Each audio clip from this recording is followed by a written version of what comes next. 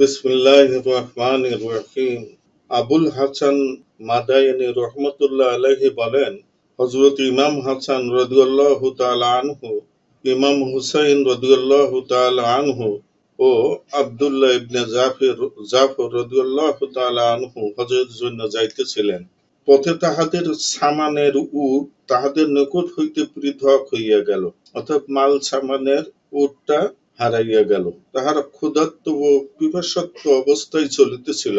তাহারা একটি তাঁবুর নিকট দিয়া যাইতেছিল। উহাতে একজন বৃদ্ধা মেয়ে লোক ছিলেন। তাহারা বৃদ্ধাকে জিজ্ঞাসা করিলেন, আমাদের পান করিবার জন্য কোন জিনিস, পানি অথবা দুধ, লাচ্ছি ইত্যাদি তোমার নিকট আছে কি? সে বলিল, আছে। তাহারা নিজ নিজ উটের উপর হইতে নামিলেন। ওই বৃদ্ধার নিকট অতি সাধারণ একটি বকরী ছিল। উহার দিকে ইশারা করিয়া বলিল, উহার দুধ দহন করিয়া ল এবং অল্প অল্প পান করিয়া ল। তাহারা উহার দুধ দহন করিলেন এবং পান করিলেন। অতঃপর তাহারা জিজ্ঞাসা করিলেন, খাওয়ার কোন জিনিস আছে কি? সেই বৃদ্ধা বলিল, এই বকরীটি আছে, ইহাকে তোমাদের কেহ জবাই করিয়া লও, আমি পাকাইয়া দিব। তাহারা ইহাকে জবাই করিলেন, সে পাকাইল। তাহারা খানাপিনা করিয়া যখন সন্ধ্যায় রওনা হইতে লাগিলেন, তখন বৃদ্ধাকে বলিলেন, আমরা হাশেমি বংশের লোক, এই সময় হজের এরাদায় যাইতেছি। যদি আমরা জীবিত অবস্থায় সহি সালামতে মদিনায় ফিরিয়া আসিতে পারি, তখন তুমি আমাদের নিকট আসিও, তোমার এহসানের বদলা দিব। তাহারা তো এই কথা বলিয়া চলিয়া গেলেন। সন্ধ্যায় যখন ওই বৃদ্ধা মহিলার স্বামী ময়দান বা কুতা হইতে ফিরিয়া আসিল, তখন বৃদ্ধা হাশেমি লোকদের ঘটনা শোনাইল। সে খুবই রাগান্বিত হইয়া বলিল, তুমি অপরিচিত লোকদের জন্য বকরীটি জবাই করিয়া ফেলিলে, জানা নাই কে বা কাহারা ছিল, অথচ হাশেমি বংশের লোক ছিল। মোট কথা, সে রাগান্বিত হইয়া চুপ হইয়া গেল। কিছুদিন পর যখন তাহাদের অভাব অনটন খুবই অতিষ্ঠ করিয়া তুলিল, তখন তাহারা মেহনত ও মজদুরি করার উদ্দেশ্যে মদিনায় রওনা হলো। মদিনায় গেল। দিনভর উটের গোবর শুকাইয়া উহা বিক্রয় করিয়া জীবন অতিবাহিত করিতে লাগিল। একদিন সেই বৃদ্ধা গোবর শুকাইতেছিল। হযরত হাসান রাদিয়াল্লাহু তাআলা আনহু নিজ ঘরের দরজার সামনে অবস্থান করিতেছিলেন।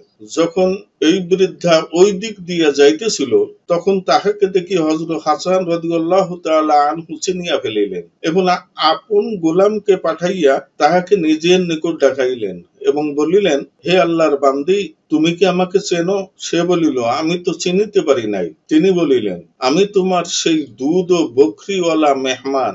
বৃদ্ধা তবুও চিনিল না এবং বলিল, আল্লাহর কসম, আপনি কি সেই ব্যক্তি? হযরত হাসান রাদিয়াল্লাহু তাআলা আনহু বলিলেন, সেই ব্যক্তি। এই বলিয়া তিনি নিজের গোলামদের হুকুম দিলেন, তাহার জন্য 1000 বকরি খরিদ করা হোক। সুতরাং তৎক্ষণাৎ খরিদ করা হইল।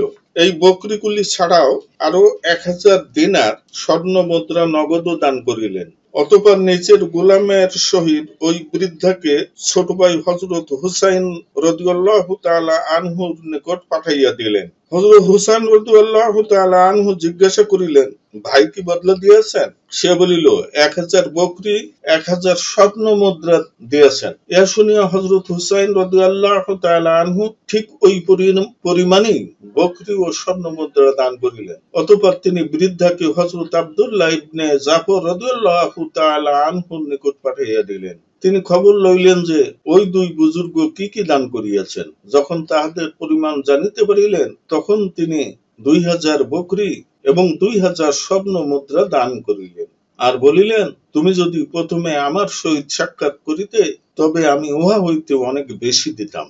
এই বৃদ্ধা 4000 বকরি ও 4000 স্বর্ণ মুদ্রা লইয়া স্বামীর নিকট পৌঁছাইল এবং বলিল, ইহা ওই দুর্বল ও কমজোর বকরির বদলা।